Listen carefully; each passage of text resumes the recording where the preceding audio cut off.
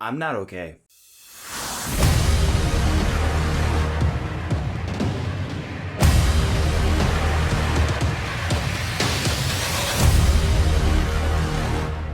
What is going on, my people? Welcome back to the channel for a special review, a very, very special review from one of the most groundbreaking, iconic, and impactful shows on television right now, HBO's Euphoria. This is a teen drama television series written by Sam Levinson of HBO, and the series follows a group of high school students through their experiences of identity, trauma, drugs, friendships, love, and sex. The star of the show being Zendaya, playing off as the character Rue, who serves as the series narrator alongside with the wonderful cast. Just naming off a few that are really important on here. We got Maddie Apatow playing as Lexi, Angus Cloud playing as Fesco, Alexia Demi as Maddie, Sydney Sweeney as Cassie, Jacob Elordi as Nate Jacobs, Barbie Ferreira as Kat, Hunter Schafer as Jules, and of course the star of the show, Zendaya, playing as Rue. Now I am going to be going off my review, picking off of the biggest highlights in each episode, but I'm going to try to make it as brief as possible and really mention only really the biggest things that matter for this narrative of this season 2. Before I get into it, big major warning, I will be going into spoilers for this review.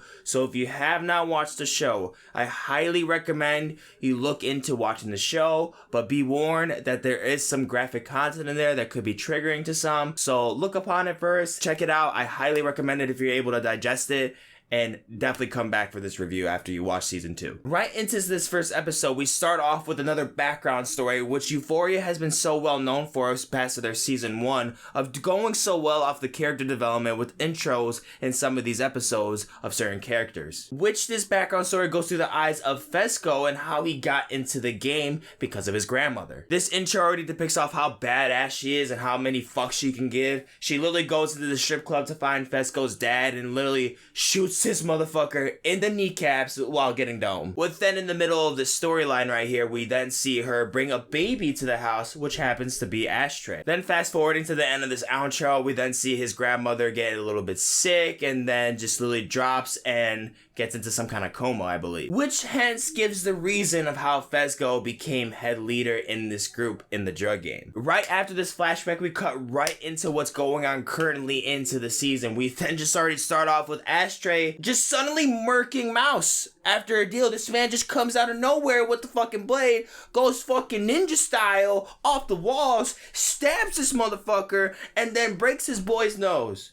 And don't fuck with this kid, bro. So at this point, because of this occurring event, it pretty much brings on Fesco being top dog, which continuing on from the scene, Fesco happens to make the dude whose nose got broken bring Fesco and Ashtray to the big boss and make a really big deal. Which, by the way, this lady is probably the chillest drug lord I've ever seen. Fast forwarding into this New Year's party into the episode, we get introduced with a new character, Dominic Fike playing Elliot. In the show, Elliot is to be a supportive character who is also an addict that Rue runs into doing lines into a laundry room, and that's pretty much how they make friends. They exchange drugs and get high. One of the other big things that happens at this party that becomes one of the major keys to the rest of the season is Cassie sleeping with Nate Jacobs. In the party, we see Fez and Lexi, vibing a little bit. Hey, bro, if you're not with Fez and Lexi at this point, bro, get the fuck out, bro. That's my squad, dog. I want them happy forever. We see Fesco spotting Nate, and we know what Nate did. This man snitched on Buddy, so we know he's about to do some shit. This man literally comes up to Buddy, calls a truce, takes a Tito's bottle and smacks that boy in the noggin and just starts wailing on Buddy, bro. I was hollering.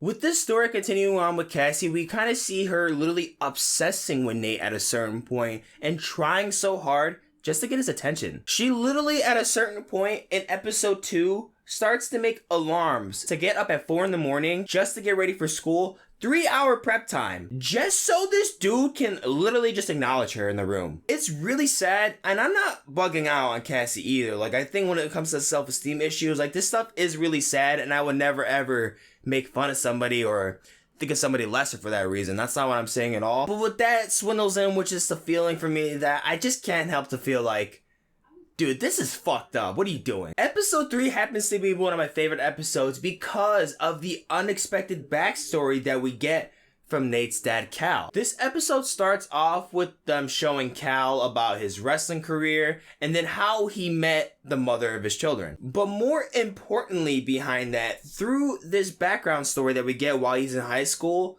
we get a very significant piece to his story and how he discovered his sexuality. So he's got this best friend that's on the same wrestling team with him, right? And they're really close. They've been friends for a while. And they both seem kind of oddly curious, especially when they show like some of the scenes of like literally them giving certain looks at each other, especially when they're in the locker room, bathing, literally looking at each other's dicks, which by the way, there's a lot of dick. Everything's going well so far with Cal and his new girlfriend. His best friend also gets a girlfriend too. They go on skinny dipping and everything is going well so far with these relationships. He starts to have a lot of sex and just, I guess, grow with this girl in a way. But then leading up to one night where they go to a bar and get so drunk and just say fuck it and kiss right there and realize to each other that it felt right. Thus for them to discover that they're both bisexual. In this moment that we see at the bar, it is very touching for them to come out like this, but what is just so devastating, the next night, Cal gets a call from his girlfriend of her telling him that she's pregnant. He then panics, tells her to take multiple tests when she says she took 3, and he just acts excited, but it's so obvious that he's not, and breaks down crying after he hangs up the phone. Honestly, dude, I feel for the guy in this scene when they showed everything. It's like everything that's just happening in real time with this show is still fucked up. Don't get me wrong. He's got some issues for sure, but I just can't help but like to really be sad for this dude. Like that was still a different time. I think we can all really accept and recognize that nowadays it is way easier to be accepted with your sexuality, the way you identify, all that kind of stuff when it comes to just who you really want to be. Society has been more open than it's ever been. But I really think that even back then, which might have seemed like, might have been the mid-90s, it was still so hard to do that. But nah, stupidly enough, we need to acknowledge how Rue is so slow, bro. She literally made a deal with the drug lady for a whole bag of drugs. She tried to get 5 G's worth of drugs. Shorty ended up giving her, I think, $15,000 worth of drugs. You're fucked. The biggest highlight of episode 3 has to be Cal fucking cucking out and literally going to Fez's house to make a statement. Now goes to his house to try to get the disc back, thinking that he has the disc. But he doesn't have the disc. Just to end up spilling the beans to Fez and Ash when they didn't even know shit about no disc. They didn't know shit. That man was squealing after he found out that Nate was actually trying to mess with Jules too. Bro, this is a fucked up family. But what really got cracking in this episode is when Cal strolls down memory lane, goes to the bar where he had that kiss with Buddy, tries to fight somebody and gets kicked out of that bar forever. So at that point that triggers him. Cal goes back home, pissed drunk, literally walks inside, pulls his dick out and starts peeing everywhere, saying, I'm marking my territory. His wife comes in and his sons, which by the way, I totally forgot that he had 2 sons. I thought he literally just had Nate. But yeah, they come in, see this man wilding out, and he loses it and literally spills the beans about himself. He just comes out, just straight up comes out, tells his wife and his sons, his wife probably already knew deep down, that he's bisexual, that he's literally fucked so many men and so many women, and then he basically admits that it was a mistake to be in this family. Like, dude, I'm gonna be real, what happened to you is really sad. I think it's really fucked up, and I do empathize with you at that point, but bro, what you did to these folks, dude, you fucking fucked. You fucking fucked on the fuck where you fucked up because you fucked and you're fucking fucked and you fuck up, you fuck. Episode 5 is easily one of the most tense episodes of this season. Lily kicks off with Rue getting caught up with that little drug deal that she made because Jules snitched, and because of that, Rue's mom literally found the bag of drugs and they flushed all that shit down the toilet. And because of that, Rue literally just fucking loses it and she snaps on everybody. Literally scares the shit out of everybody. Her mom, Gia, that's her sister, literally just goes out all on Jules and literally tells her that she's dead to her. Like, dude, this was literally one of the craziest scenes that I've ever seen Zendaya perform ever. This needs to be acknowledged as one of the best HBO performances of all time, and Zendaya's best as well. This dominant presence, not only in this show, but in this episode, is pure potency, pure perfection, stunning, Absolutely stunning, breathtaking, crazy. If she does not get an award for this performance, I'm done. I'm done with you bitches. You see her so deep in these withdrawals. She's sweating, she's shaking, she's so anxious that it is literally killing her slowly. She even went so far into saying some fucked up shit to Ali about his past. Like, dude, that was so fucked. I was so mad when she said that shit. And more crazier, bro, she spilled the beans at her intervention. Cassie, Kat, Maddie, Cassie's mom's there, Lexi, they're all there. And she literally looks at Cassie, said, "How long have you been fucking Nate Jacobs?" Relentless, merciless fatality. And to end off this episode, she goes to the drug dealer's house for help when she literally owes the bitch like 11K. Are you stupid? Fast forwarding to episode 6 with this conversation with Nate is having with his mother, it almost seems like a backdrop therapy session that's going on where she tries to get Nate to open up. And this episode provides more fact and evidence of how much of a psychopath, how much of a monster Nate Jacobs is. This dude literally sneaks into Maddie's house, waits for her to get home, and then when she sees him in her bedroom, makes her tell him where the disc is at while playing Russian roulette on himself. Dude, that shit was so crazy. On to the last 2 episodes with Lexi opening up with her play called Our Life. That's literally all about her friends and her own life, with the first scene going on about Ruth snorting lines at her father's funeral. And I gotta say, that jock scene, bro, oh my god, that is S tier quality, my guy. She literally went on there and said, oh, by the way, the football team's gay. You're gay! He's gay! So outside of this, there is a lot of tension going on with Fez going on in his apartment while he's getting ready to come to this play. Crackhead boyo acting sus as hell on the couch, telling Faye to come over there and telling her to keep cool. In the background, Ashtray sees him tweaking out like that, grabs a knife and goes sits down with him. At this point, I was just so scared that something bad was gonna happen to Fez. Dude, I was like, dude, I am tired of this show teasing with both of their seasons that something's about to happen to my boy Fez and Ashtray, bro. I'm done with y'all. Stop teasing me like this shit. I'm done. One of the scenes I was so happy to see about is when they actually fill in the blanks of when Maddie finds out about Cassie and is chasing her. Cassie starts to hide in the bathroom with Maddie banging on the door, demanding answers, but then ultimately just goes about it and said, I cannot believe you did this. You were my best friend. I love you. Breaking down, crying. And dude, this was honestly just... this was heartbreaking to see, like hearing Maddie say all of that, like be so passionate, and to see how their friendship started and how far it's been through. It's like, dude, I can't help to feel like Cassie's the bad guy. I really can't. That's fucked up, dude. Not even just going with like bro code or girl code or whatever, like just the fact of what she's been through with this guy and you still did that. I get you have your issues, dude, but that's fucked up. Then episode 8 kicks off, the finale that I just finished. This man, Ashtray, just fucking killed Crackhead Boyo when he literally said that the cops found out about Mouse and they're about to break in that bitch. I was screeching when this man just came around the corner, stabbed Buddy in the throat. I was screeching, my guy. They go into the call of Lexi and Fez, talking about their planned future for themselves. It is really so cute, it's so adorable. Just seeing these two, like, bond. Like, this is one of the, like, the most realest relationships in the whole season right now. Like, this is literally S tier quality right, my guy. Everyone loves this couple right now.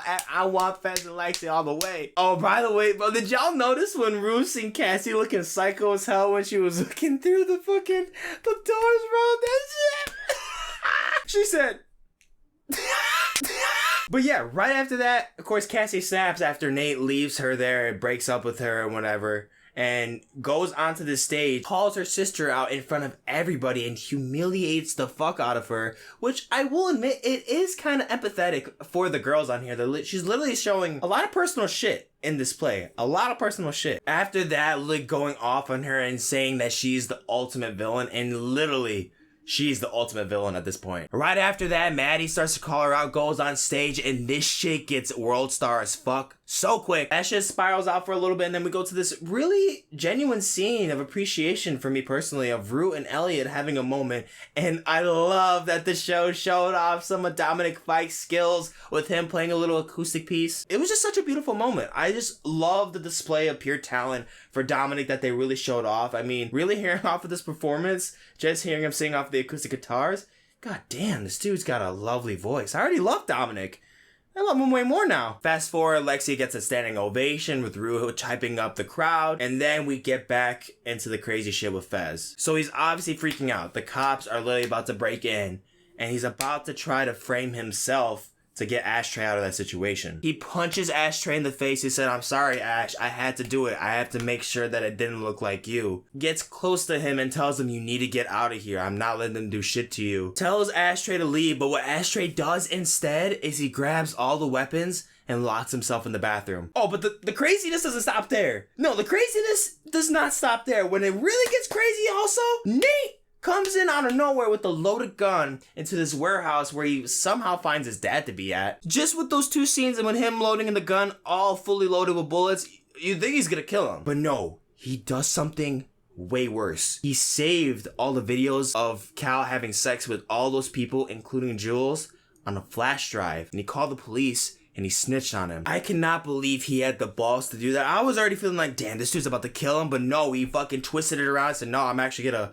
put you in prison for life." Oh my god, dude. And this show is just relentless at this point, because then we go back to the Fesco situation. You're already getting fucking scared, like, dude, Ashtray's gonna die. Something bad's gonna happen to him. He starts shooting at the SWAT through the door, accidentally shoots Fez. He falls, and it goes back to this back and forth, and eventually just leads to such a tragic death of Ashtray. After that, we get a montage of Rue going back at her dad's funeral, with Lexi losing her father as well. Then cuts to another scene of a phone call of what seems to be post-play after this point, sometime after the play, of Rue calling Lexi and telling her of actually how much she liked their play. Rue comes over to Lexi's house and they're sympathizing over with each other, and where Rue tells Lexi that her play was the first time where she actually got to see herself and not hate herself at the same time. And she's also envying Lexi for knowing how to deal with her pain of her also losing her father, and it just turns into something just so deep and just so genuine.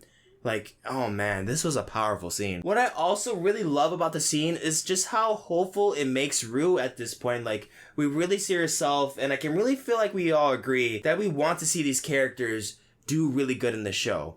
At least the good ones. They both cry and hug each other as best friends and just really just cope with each other. And after that, centers to the same image back to Lexi's play. And after that, Finn. Accompanying right after that, we have a scene of Maddie and Cassie after their post-little fight, with this hilarious scene of Maddie having a little small scratch on her foot and icing it with the Coke can. Cassie mentioning how Nate literally broke up with Cassie right during that play, and how Maddie literally said that, "Girl, that's only the beginning." Jules sits next to Rue after the play, telling Rue of how much she still loves her. Rue gives her a kiss on the forehead, walks out of the school narrating on how she stayed sober throughout the school year, and hoping that that same feeling that she's feeling through sobriety stays around and still will remain hopeful to get better. This show was easily one of the most remarkable shows I have ever seen in my entire life. I really can't really think of too many shows that have impacted me to this point. It is still a young show, and I still would really like to see how it competes in the end game of when the show is all said and done.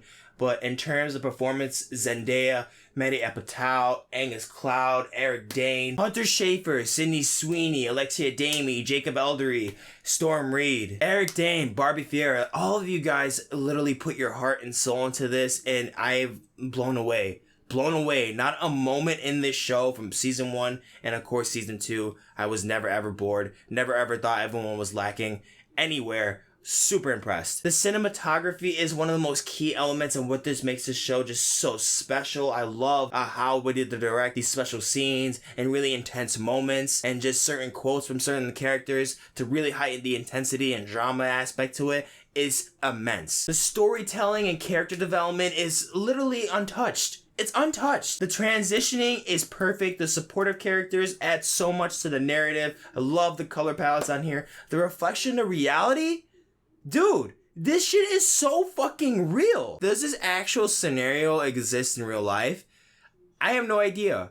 Would I believe it? Fuck yeah. I know some people haven't really experienced certain things that go on into this show, but me personally, I've seen a couple of things here and there and heard stories when growing up in high school and just even middle school in general, how kids end up and what happens during that time. This shit's not some kiddie shit, dude. This shit's real life, bro. Motherfuckers are having sex. Motherfuckers are doing drugs. Motherfuckers getting killed. The display of how real this show can get and how serious it can really get with some of these situations is just so amazing. And that's what makes me appreciate this story so much, especially when it comes to just the reality and horror of drug abuse. The execution of what they try to go with the show and what they try to impact for the show, no matter, even though it is very, very hard at moments to really digest, just because of how brutal and just really triggering it could be and just really hard to watch at certain moments. And it's scary that this could happen into high schools or just kids in general, but it is the horror of the truth that we gotta be careful for. So I know that I pretty much said that I was gonna try to summarize the whole season 2 as best as I could. I'm sorry it was a little bit too mouthy, but there were a lot of moments on the show that I feel like were just so important to mention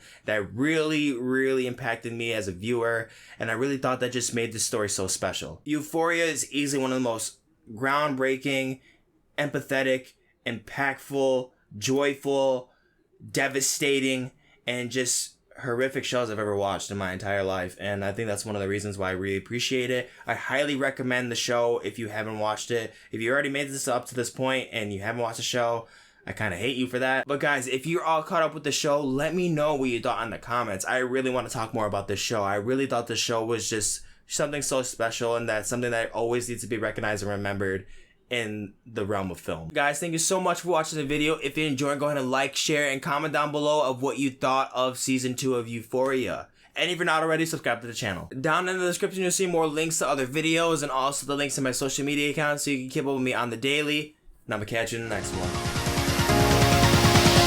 Dose.